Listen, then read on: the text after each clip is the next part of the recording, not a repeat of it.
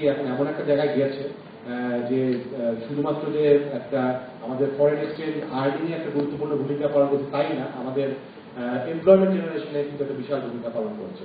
আমরা world bank স্টাডির কথা শুনেছি যে আমাদের যে বর্তমানে যে পাইপলাইনে যে আমাদের লোক আছে প্রতি বছর 5-6 হাজারের মতো গ্র্যাজুয়েট পার হয়, এটা কিন্তু আসলে আমাদের জন্য খুবই অপ্রতুল। আমাদের আসলে 30-40-50 হাজারের মতো লোক দরকার এবং সেটা আসলে সবচেয়ে বড় রোল প্লে করতে পারবেন আপনারা যারা বিভিন্ন ইউনিভার্সিটিতে আছেন বা যারা একাডেমিতে আছেন তারা এই ব্যাপারে ভূমিকা রাখছেন এবং ভবিষ্যতে আরো রাখবেন। আমরা জানি যে আসলে সারা বিশ্বেই একটা সমস্যা হয় যে যারা একাডেমি থেকে পাস করে তাদের ইমিডিয়েটলি কিন্তু রিক্রুটমেন্টের জন্য বা আমাদের ইন্ডাস্ট্রি অ্যাবজর্ব করার ব্যাপারে কিন্তু অনেক কিছু সমস্যা হয় এবং এই ব্যাপারটা আসলে আমরা আমাদের পার্শ্ববর্তী দেশ যেটা ভারতে, সেখানেও কিন্তু আমরা জানি যে এই প্রবলেমটা আছে এবং ওই জন্য কিন্তু ভারতের যে বিভিন্ন বড় বড় কোম্পানি আছে লাইক ইনফোসিসের কথা একটু আমরা বললাম, টাটা, উইপ্রো, এদের কিন্তু আলাদা ক্যাম্পাসই আছে। এদের অলমোস্ট যে মেনটেন ওন ইউনিভার্সিটি যেখানে ফ্রেশ গ্র্যাজুয়েট নিয়ে এসে 3 থেকে 6 মাসের ট্রেনিং করানো হয়, তারপর ওদেরকে কাজ ইনভলভ করা হয়, তারাই কিন্তু কাজ ইনভলভ করা হয় না। তো সেই ক্ষেত্রে আমরাও মনে করি আমাদের ইউনিভার্সিটি থেকে যারা পাস করবে তারা হয়তো অনেক ক্ষেত্রেই ডাইরেক্টলি এমপ্লয়েবল হবে না, তাদেরকে কিন্তু বেশ কিছু ট্রেনিং বা টপ আপ কোর্স করার একটা প্রয়োজন আছে এবং যেটা কিন্তু যেটা নিয়ে আজকে আমরা হয়তো একটু পরে গ্রুপ ডিসকাশন করবো। আমাদের একটা জিনিস সুবিধা আছে যে আমরা গত 3 থেকে 4 বছরে বেসিসের পক্ষ থেকে আমরা কিন্তু এই জিনিসটা করে আসছি। আপনারা অনেকে জানেন যে গত 2-3 বছরের বেসিসের পক্ষ থেকে বেশ কিছু technology training particularly targeting fresh graduates করা হয়, ওপি, তারপরে বিভিন্ন ধরনের সফটওয়্যার ডিজাইন, টেস্টিং এর উপর করা হয়, যেগুলি মেইনলি টার্গেট করা হয় আমাদের ফ্রেশ গ্রাজুয়েট। একটু পরে আমাদের ডিরেক্টর মিস্টার ইবনুল কায়েস একটা ডিটেল প্রেজেন্টেশন দিবেন। তো আমাদের পক্ষে কিন্তু পুরোটা এনাফ সম্ভব না, তো ওই জন্য আসলে আমরা এই পার্টিকুলার প্রজেক্টের মাধ্যমে এবং আপনাদের সকলের সহায়তা নিয়ে আমাদের সকল ইউনিভার্সিটি গ্র্যাজুয়েট যারা বার হয় তাদেরকে যদি আমরা কিছু 1 থেকে 3 মাসের একটা ইন্ডাস্ট্রি ওরিয়েন্টেড কোর্স বা ইন্ডাস্ট্রি ওরিয়েন্টেড কারিকুলাম দিতে পারি, তাহলে কিন্তু আমাদের ইন্ডাস্ট্রির জন্য এনাফ রেডি ইন্ডাস্ট্রি লোক তৈরি হবে।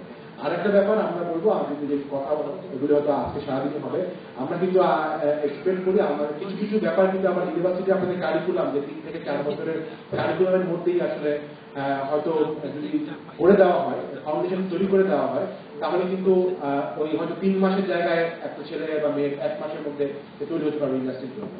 আমরা তো অনেক সময় এক্সপেক্ট করি না যে আপনারা একেবারে সব কিছু শিখাই দিবেন, টেকনোলজি শিখাই দিবেন, বাট আমরা এক্সপেক্ট করি ইউনিভার্সিটির কাছ থেকে যে ফাউন্ডেশন লেভেলটা লাইক যদি প্রোগ্রামার হয় অবজেক্ট ওরিয়েন্টেড প্রোগ্রামিং, ডাটাবেসের ফাউন্ডেশনটা, সেইটা কিন্তু আমরা এক্সপেক্ট করি যেগুলো আসলে চেঞ্জ হয় না।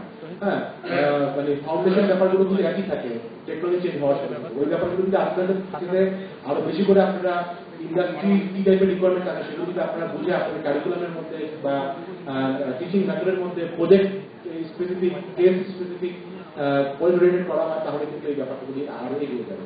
তো আমি আসলে তেমন আর আগামী যাচ্ছি না, আমি একটু করে শেষ করবো। আমাদের সামনে কিন্তু বিশাল অপরচুনিটি। আমরা দেখছি যে এক্সপোর্ট গ্রোথ হচ্ছে, লোকাল মার্কেটে প্রচুর কাজ তৈরি হচ্ছে, এখন কিন্তু টেকনোলজি ডিফারেন্ট জিনিস, মোবাইল অ্যাপস এর উপরে প্রচুর জোর দেওয়া হচ্ছে, ওয়েবের নতুন টেকনোলজি আসছে, এইগুলি কিন্তু আমাদের সামনে প্রচুর কাজ তৈরি করবে। কারণ সারা ওয়ার্ল্ডে কিন্তু একটা বড় ঘাটতি স্কিল টেকনিক্যাল পিপলের, এটা কিন্তু আপনাদের মাথায় রাখতে হবে। আমেরিকা বা জাপান এই সকল কান্ট্রি যারা ডেভেলপ কান্ট্রি, তাদের কিন্তু এনাফ প্রোগ্রামার নাই, এনাফ টেকনিক্যাল স্কিল নাই, তারা কিন্তু বাধ্য হয়ে ডিপেন্ড করবে থার্ড ওয়ার্ল্ড কান্ট্রির উপরে এবং এর বেনিফিট কিন্তু আমাদের পার্শ্ববর্তী ভারত নিয়েছে।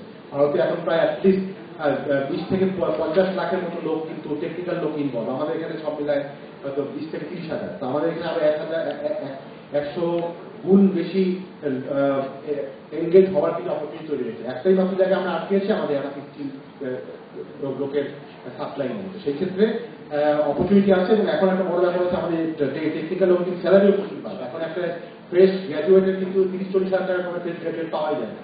তো এটা কিন্তু যে কোনো বিজনেস গ্র্যাজুয়েটের স্যালারি থেকে অলমোস্ট ডবল।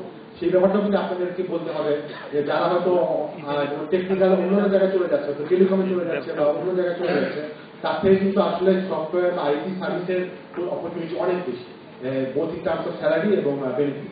এবং আরেকটা ব্যাপার সুবিধা হচ্ছে আইটি ক্ষেত্রে কিন্তু এটা একটা গ্লোবাল প্রফেশন, বাংলাদেশে একটা আইটি প্রফেশনাল, সফটওয়্যার প্রফেশনাল 1-2 বছর কাজ করার পরে কিন্তু ডাইরেক্টলি বিদেশের কোম্পানিতে গুগল বলেন, ফেসবুক বলেন চলে যেতে পারছে। এটা কিন্তু একটা ইঞ্জিনিয়ার বলেন বা একটা ডাক্তার বলেন তার পক্ষে সম্ভব না, বা একটা বিবিএ গ্রাজুয়েট পক্ষে সম্ভবই না। তো এই যে ব্যাপারগুলো, অপরচুনিটিগুলো কিন্তু আপনাদের স্টুডেন্টের সামনে তুলে ধরতে হবে। তো আমি দুইটা ব্যাপার আপনাদের কাছে রিকোয়েস্ট করছি, ইউনিভার্সিটি থেকে এসছে অপরচুনিটিটাকে তুলে ধরা, অ্যাজ ওয়েল অ্যাজ কোন কোন ব্যাপারগুলো স্টুডেন্ট অবস্থায় থাকতেই তাদেরকে ফাউন্ডেশন ব্যাপারগুলো যাতে শিখে যায়, যাতে তারা ইন্ডাস্ট্রিতে খুব দ্রুত অ্যাবজর্ভ করতে পারে, সেই ব্যাপারটাতে আপনারা ইন্ডাস্ট্রির সাথে বসে আপনারা তৈরি করতে পারেন। এবং আমাদের সাপোর্ট যদি দরকার হয়, এটা আমরা সবসময় দাঁড়িয়ে আছি, তাহলে কিন্তু আমরা এগিয়ে যাবো এবং আমরা ভালো একটা ফাউন্ডেশন তৈরি করতে পারবো আগামী দিনের ইন্ডাস্ট্রির ফার্টিলাইজারের জন্য। তো আপনাকে আবার ধন্যবাদ জানাচ্ছি। নজরুল ইসলাম ভাই যিনি আসলে পার্সোনাল ইনিশিয়েটিভ নেন, শফিক ভাই, হোসেন আপা, সবাইকে যারা সেই প্রজেক্টটা সফল করতে অক্লান্তভাবে পরিশ্রম করছে, এবং আমি আশা করি একটা ভালো আউটপুট আপনাকে তাড়াতাড়ি পাবো। ধন্যবাদ আপনার।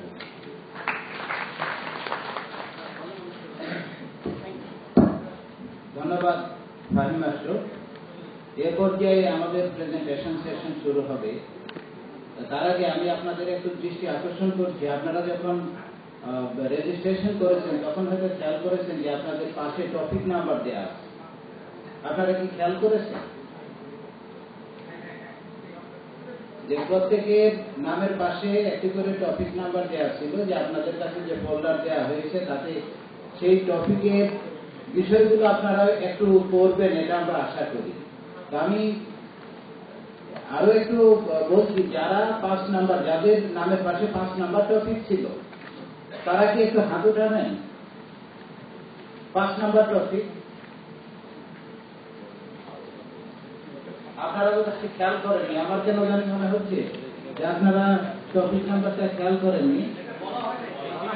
না, পাশেই টপিক নাম্বারটা ছিল। যাই হোক, আমরা আপনাদের আমরা বলে দেব, প্রত্যেককেই বলে দেব টপিক নাম্বার। হ্যাঁ, স্যার আমরা তো এই পর্যায়ে আমি কোর্স আউটলাইন সম্পর্কে উপস্থাপনার জন্য Bangladesh association of software and information services এর পক্ষ থেকে শাহ ইমরুল কায়েসকে অনুরোধ জানাচ্ছি তার উপস্থাপনা।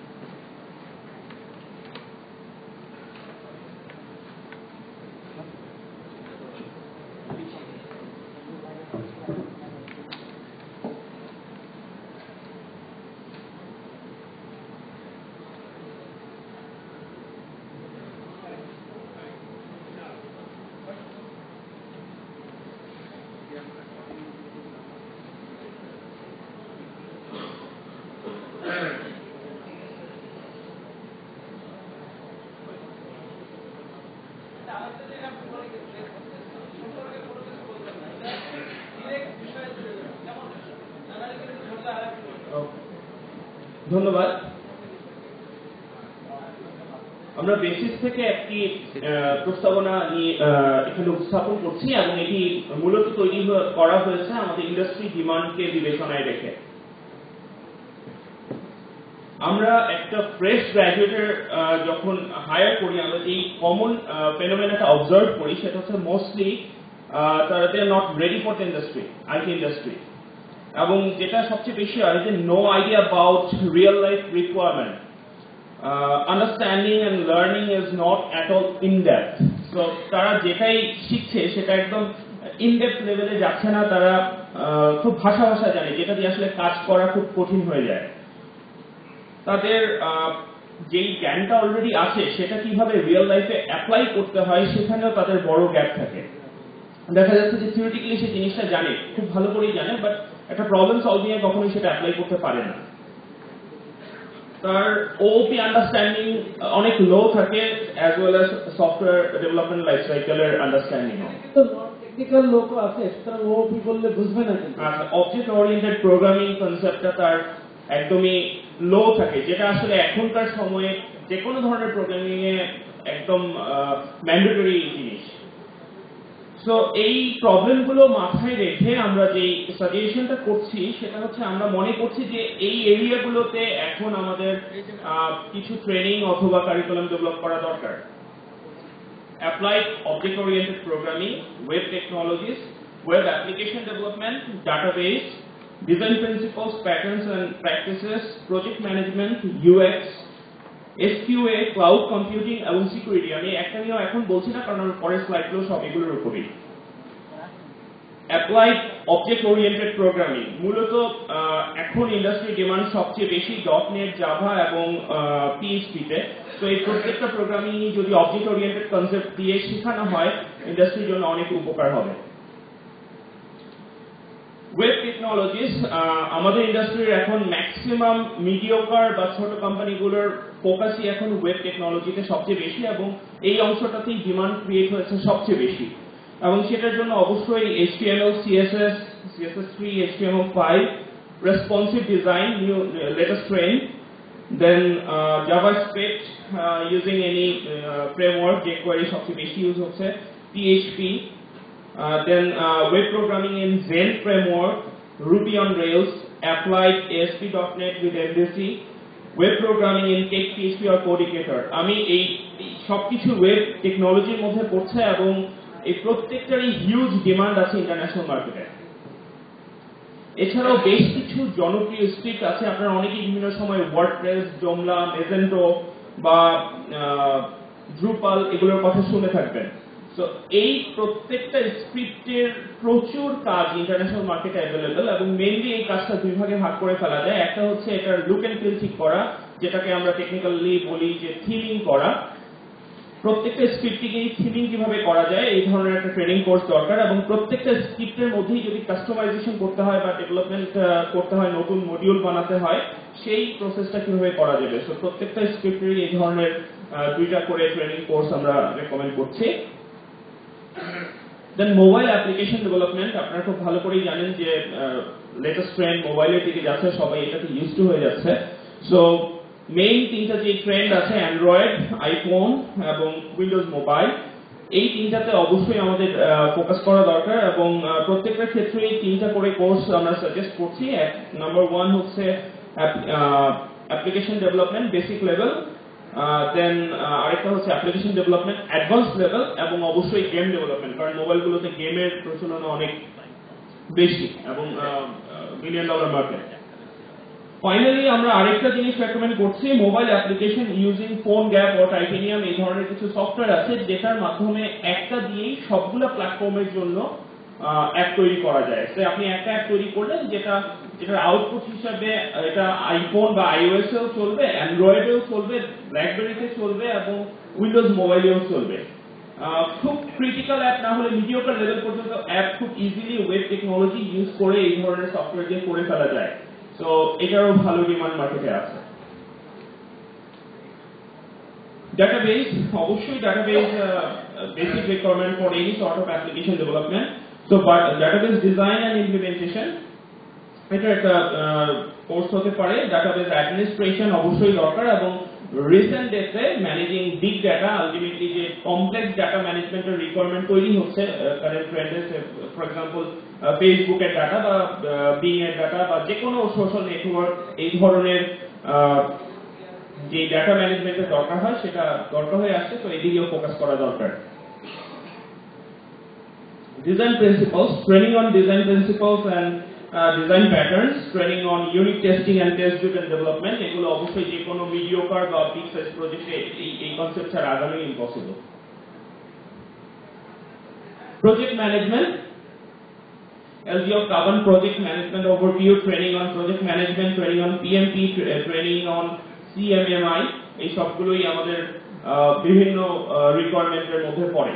সো এগুলো ফোকাস করে কারিকুলাম বা সিলেবাস ডেভেলপ করা দরকার। ইউএক্স, এখানে কিন্তু আমি বলেছি যে নন টেকনিক্যাল কম্পিউটার ব্যাকগ্রাউন্ডের বাইরেও আছে, কিন্তু এইগুলো ব্যাখ্যা করতে হবে না, কিন্তু একটু লাইট ব্যাখ্যা না। Okay. Okay.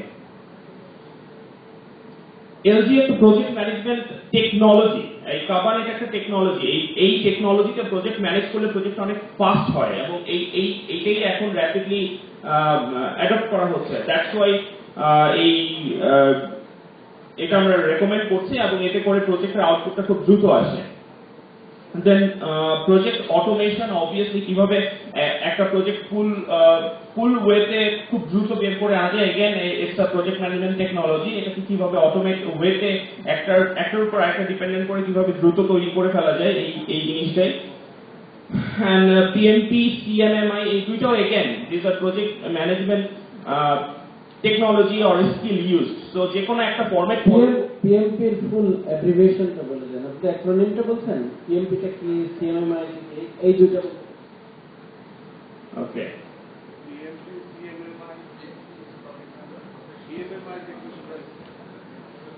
okay, CMMI, it is standard. I would request Mr. Taimun to talk on this, please.